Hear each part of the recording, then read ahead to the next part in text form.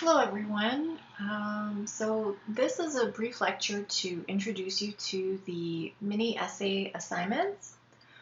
So our first mini essay, I pulled up the instructions here. So you guys will have 3 of them in the first 3 weeks, the next 3 weeks of the semester, one due pretty much each week. So the first one is called mini essay number 1, characterization. So you guys will be focusing on a character. You're going to pick one from the story that we're analyzing this week. So just to remind you, characterization refers to the methods by which a writer brings a character to life. So you're going to be looking at the character's words and actions, the way other characters respond to him or her, as well as the narrator's commentary. So for this assignment, you will pick either one of the main characters, Dmitry Gurov or Anna Sergeyevna, in Chekhov's The Lady with the Pet Dog. So what we're always aiming to do in literary analysis essays is to develop a theme. So based on your understanding of the story, the theme is going to be the overall point, right? So we're looking at how this character analysis helps us understand the overall point in the story. So you guys will not need to research. This should be based mainly on your ideas about the story, your close reading of the story. So the essay should have the following parts: a heading and a title, an introduction paragraph that leads us to the thesis, which is going to tell us your overall point. So your statement of theme will be in the thesis. You need at least 2 to 3 supporting paragraphs to back up your thesis, a conclusion, and also correct use of MLA style. So anytime you borrow information from the story, you need to cite it, and you should also have a separate works cited page, which will be the last page of your paper. So now what I'm going to do is go over a sample essay with you. This is an essay written by a former student, and what I've done is gone through the essay and written some notes on it. So I'll go through the paper with you. I'll actually read it and then go over my comments as well.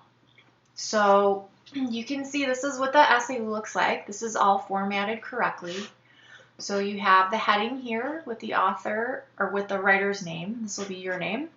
Title of the course, your professor's name, and then the due date.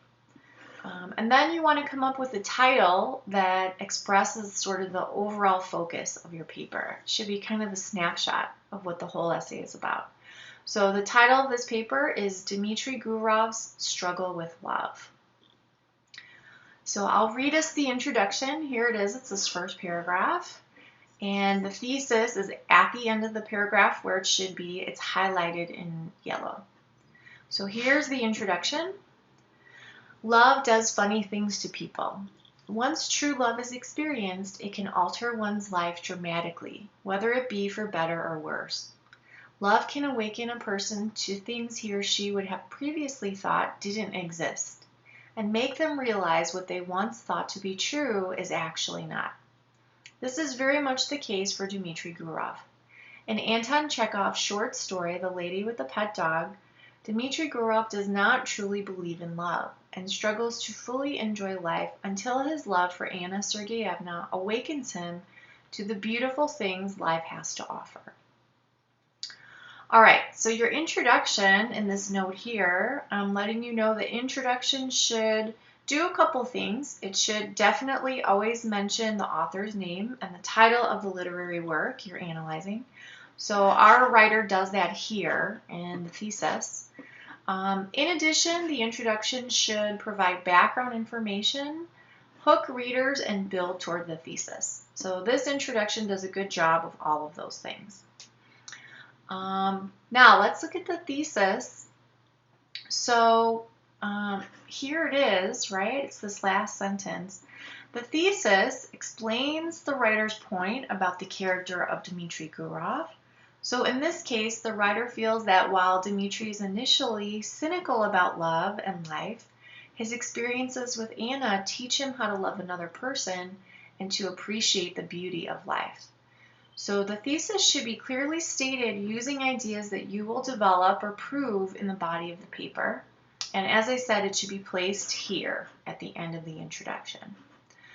So you guys will see that the thesis previews what the writer will discuss in the rest of the paper. So the first part of the essay is going to show Dmitry Gurov in the beginning of the story not believing in love and mistreating women.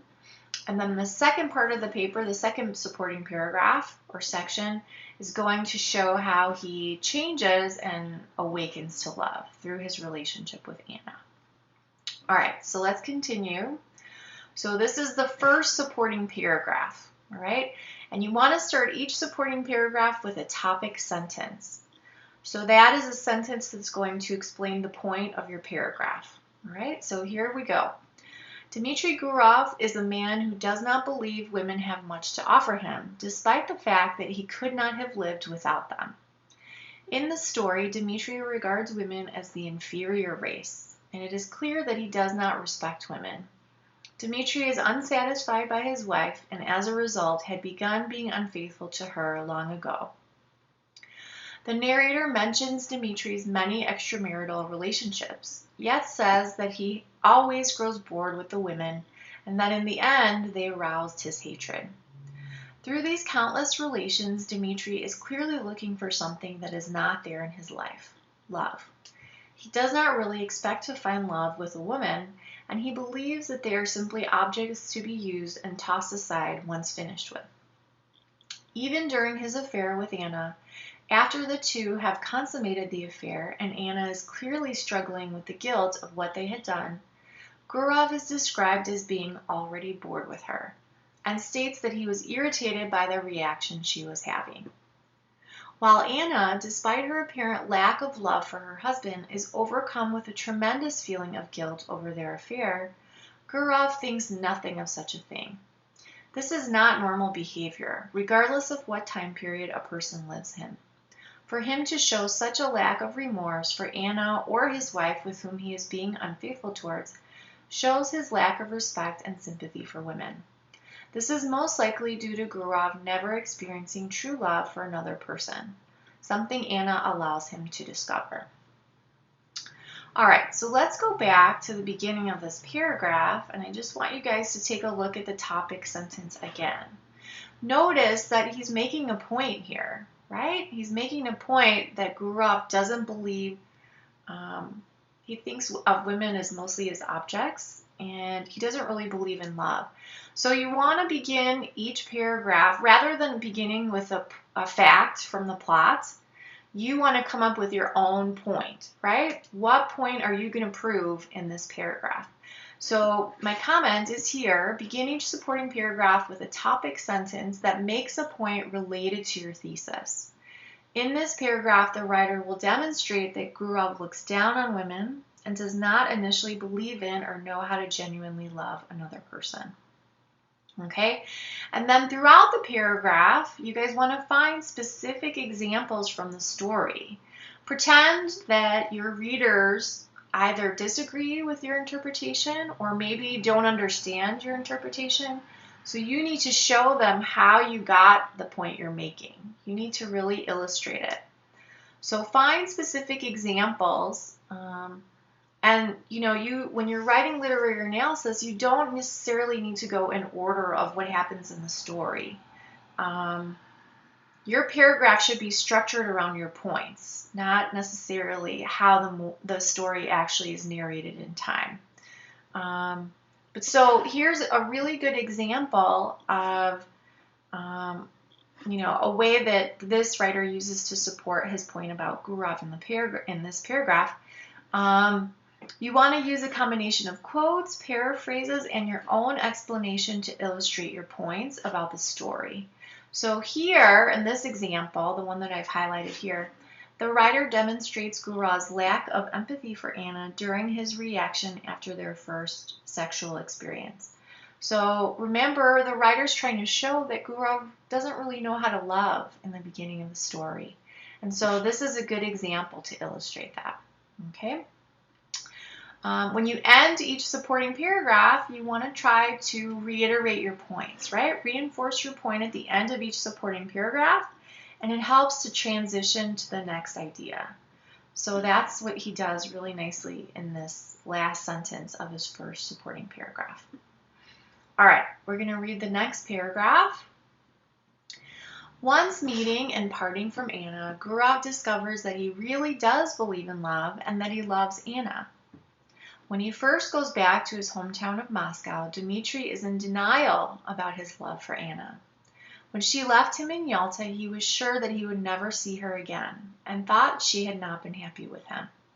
He attempts to go back to the dreary, monotonous routines of daily Moscow life, yet is unable to fully assimilate back into his old life. At first, he just reminisces from time to time about his time spent with Anna. But eventually, he begins to yearn for her presence as the monotony of life in Moscow begins to wear on him. He has no desire to go anywhere or talk to anyone, and it is clear that he is depressed. Having experienced love with Anna and all the beautiful things love brings with it, he is left feeling empty when the love and excitement is gone from his life. The empty relationships he has established in Moscow offer nothing to him, and he yearns for something more meaningful. When he goes to visit Anna, his heart contracts, the familiar feeling one gets when seeing a person for whom he or she has love, when he sees her. It is at this moment that he knows that she is exactly what he has been searching for all this time. He realizes that there is no other human in the world that means more to him than Anna. During their last secret meeting, Gurov has a moment of clarity in which he gains self-awareness for perhaps the first time in his life. He realizes that he had never once loved, and that the women whom he thought adored him most likely did not truly like him. He realizes that with Anna, he has fallen in love for the first time in his life. All right, so you guys can see he's, again, got a really clear topic sentence here. In this paragraph, he's showing that Gurov changes, that because of Anna, he learns how to love and believe in it. So he gives lots of examples to illustrate that. Another thing you guys want to remember is each time you bring in information from the original story, that's what my comment here is, whether that's in the form of a direct quotation, like this here, or a paraphrase. You know, what the writer does often in this paper is paraphrases part of the sentence and then also includes part of a quotation from the story, which is a great strategy. You guys can do that. Just make sure your sentences are grammatically correct. And make sure to use quotation marks around the part of the quote that you're directly copying. Okay? At the end of the sentence, you want to have a citation that includes the author's last name and a page number. And so you should be doing that anytime you include information from another source. Okay? So again, you know, the writer reiterates his point at the end and ends the paper with a conclusion. So here's the conclusion. We'll take a look at that. At the end of the story, Dmitri Gurov is a man in love with a woman. Love has turned his entire world upside down. Once he experienced love, he realized that there is nothing else in life that matters. Work, money, possessions, everything else seems pointless compared to true love. Love allows him to truly experience life and all the wonderful things it has to offer, as it does for everyone who is lucky enough to experience it. Love fills Dmitri's once empty life with a feeling of excitement and possibility, and gives his life purpose. In the end, love is all that matters. So it's a very strong conclusion. One might argue it's idealistic, but this is the writer's point of view, right? And what he's gotten from reading this story. And so he's summing everything up here, reinforcing his thesis, and bringing the essay to a close. So those are all things you want to do in the conclusion. All right, and then at the very end, you guys want to have a separate page. It should be the last page of your paper. Please don't make it a separate attachment. It should be the last page of your document. And so this is what's called the works cited page. So this is giving us information about the source that you used for your paper. Okay, so you want to have the title, works cited, at the top. It should be centered. And this page should also be double spaced like the rest of the essay. So works cited just means on this page you're including source information for any literary work or other work that you researched or used in your paper. So we've got an entry for the lady with the dog, the story that you guys read. So this is what it should look like. I am not requiring you to do any research, so most likely you guys will have one entry, just an entry for the story that you're analyzing. However, if you do some research and you include information from that research, then you should include entries for any source that you use. They should be listed on this page. Make sure you use include all of the required information. Use a hanging indent. That's what this is, where every subsequent line from the first one is indented, and alphabetize the list. Okay, so I hope that helps you guys as you're writing your mini essays. The way this is structured and the way this is put together is on a smaller scale, but when you write your bigger essay, your longer essay around mid-semester, as well as your final paper, you're going to really follow the same kind of structure and you're going to be doing the same sort of thing. So you can always come back to this, listen to it again, or take a look at the comments again. And like I said, I hope this was helpful for writing your literary analysis.